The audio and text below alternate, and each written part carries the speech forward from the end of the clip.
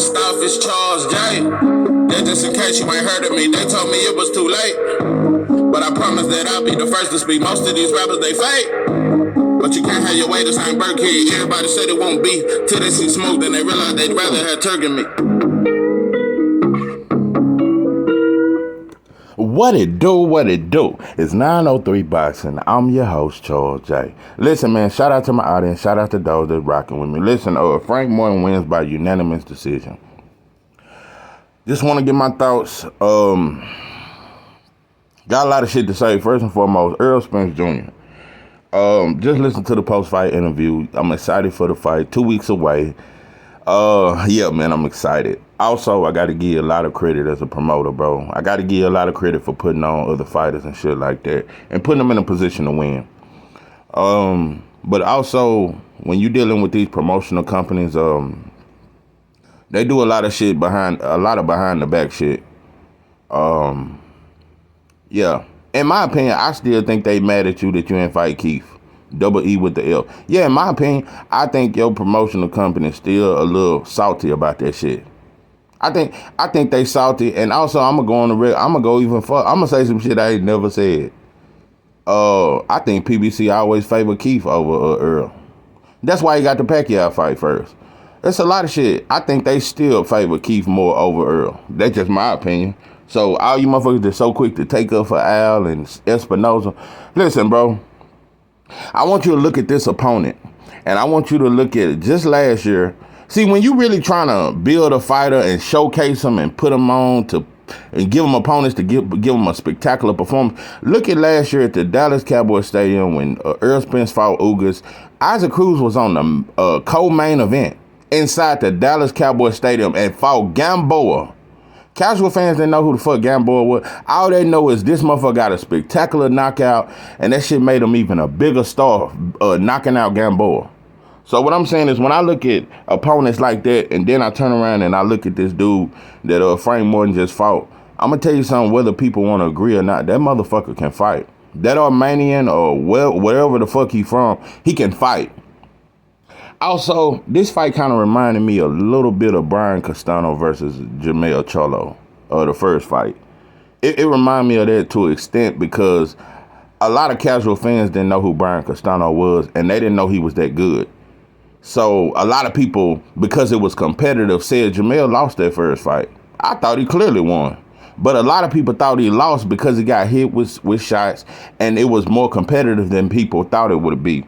So this fight reminds me of that. But let me just go on the record. I got this fight 9-3, bro. This wasn't no tooth and nail ass fight, bro. No, this fight, it wasn't that close, bro. Also, another thing we don't talk about, 80% of the punches that the Armenian dude threw, that shit was caught on the gloves. Most of his shots wasn't even flush. Frank landed most of the flush shots. You know, normally we talk about flush shots and what really land and what points they count and shit like that. No, Frank Morton landed the more telling shots. Also, I got to give Armenian credit. Them straight lefts to the body was vicious. And he had power, too. He came out very aggressive. Awkward as shit, and that motherfucker can fight. Bro, one thing about it, can't nobody I didn't know this motherfucker, and normally it's hard to miss me in any division especially when it comes to top contenders and when it comes to prospects. But this dude slipped my radar, so I figured he was a good fighter, but I had never seen him fight. That motherfucker can fight. He can fight, bro, and so I'm not with all the, because I just know whenever a black fighter don't perform up to what you motherfuckers expect, you always want to say we got exposed. You know, it's a lot of shit. So like I said, bro, I look at Al and I look at Espinoza, bro. For one, you ain't putting Frank Morton on the Spence and Crawford card. You put him in that small ass little arena. A lot of shit, put him in Vegas and shit, where black fighters always get booed and shit. A lot of shit. That you know, credit to Frank Morton for biting down. Steve Farhood had that Armenian boy winning the whole fight, all through the entire fight. They had him win like he was winning every fucking round. His own fucking promotional company. This shit is disgusting. And Jim Gray, I swear to God, if they keep giving this motherfucker the mic, this turkey neck, long squid nose, ostrich neck motherfucker, I swear to God, he's a messy motherfucker. He always try to, every time a black fighter get interviewed, that motherfucker always try to ask some messy ass questions.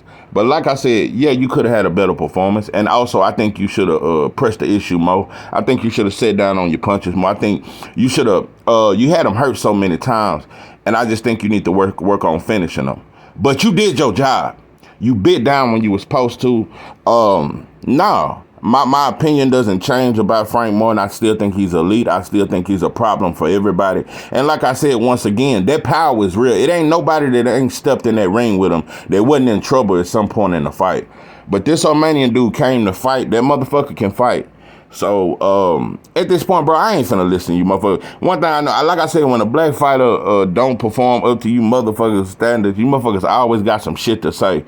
But like I said, bro, shout out to you for biting. And if you motherfuckers had a ride Frank Morton, I swear to God, I would have made 1,000 goddamn Frank Morton videos. And like I said, stop hating on my motherfucking fighter. And you motherfucker in the crowd, I heard you cheering the Armenian dude on more than you cheer Frank Morton. But that ain't no different. It's just like you boo Floyd, but cheer for Pacquiao in Vegas, in Floyd's country, and Pacquiao from the Philippines, just like you booed Wilder and cheered for Fury, and he's from a whole nother country. You motherfuckers do this shit all the time. So, Frank Morton, he beat the eyes and he performed, bro.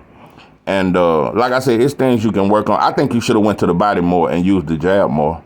I definitely think you should have used the jab more. But I definitely think this opponent was a tough dude. I think he's a tough dude, and I think he'll give a lot of dudes problems. So, a lot of time these top contenders, bro, they be very underrated. But also I'm gonna say this about Showtime. Them motherfuckers be knowing what they be doing. Like I said, they put Isaac Cruz in there with Gamboa. A straight showcase fight. So like I said, bro, we don't get that same privilege. So like I said, they knew this dude was tough, and they was probably hoping that he'd get upset, bro. Because they don't want to really make that Tank fight, and they're the same promotion. They don't want to make that Tank fight. And Earl calling for it, but like I said, they don't want to make that fight, bro.